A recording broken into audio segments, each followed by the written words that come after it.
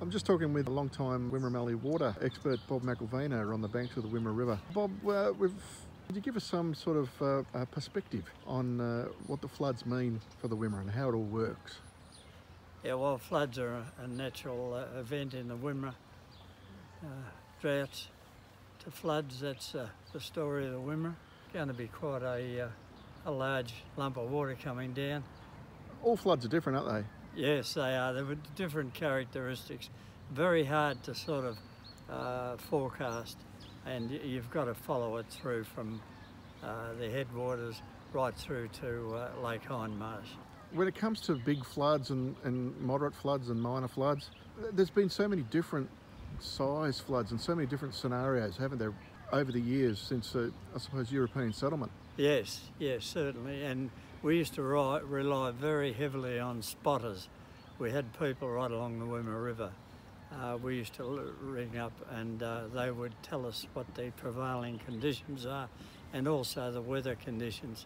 And what was important too, we had spotters on all the major and minor watercourses. So we were kept in touch by that. At the moment, they've got telemetry, of course. They contact each point in the Wimmera by phone. And gauges. And gauges, yes. Yeah. So when it floods in the Wimmera, what happens?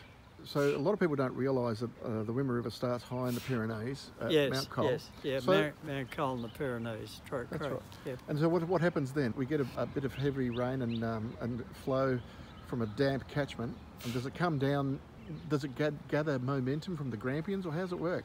Well, the main catchment is down in the Mount Cole area.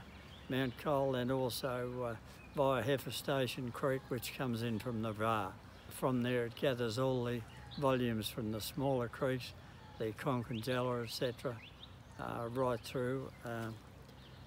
And also it activates the Yarriambiack, which carries water up to Lake Coronga. When we talk about the amount of water that can travel through the Wimmera system in flood, we're talking, it can be a considerable amount, can't it? Yeah.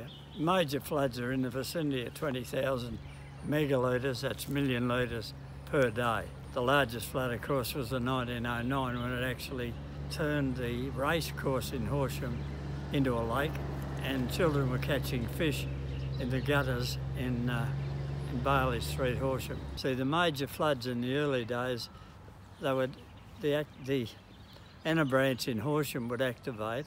Now that breaks out down St Michael and St John's, comes in across McPherson Street, and there were homes down off Callaghan's Parade with, say, 3 feet of water through them. And there's been an awful flood mitigation works that have gone on, and flood studies, and to give everyone an idea of how it all works. Yes. But again, there's a touch of uncertainty about any event, considering it's such a large catchment. Yeah, each one has its own different characteristics. And as I said, you've got to follow it through from Eversley right through. So you'd be watching this flood with a lot of interest? Oh yes, history-wise. I've recorded all major floods in my latest writings, which Catchment Management Authority are preparing at the moment for publication, called The Waters of the Wimmera. That's right, and it's a fascinating read, I can say straight away. Summarising this sort of event, what do you expect? There's a bit of rain coming? Yes, but as the weeks go by now, you're talking inches. Unless we get inches of rain from here on, you're unlikely to see anything larger than the present flow at the moment. Yeah, well, we're all in the hands of Jupiter Pluvius.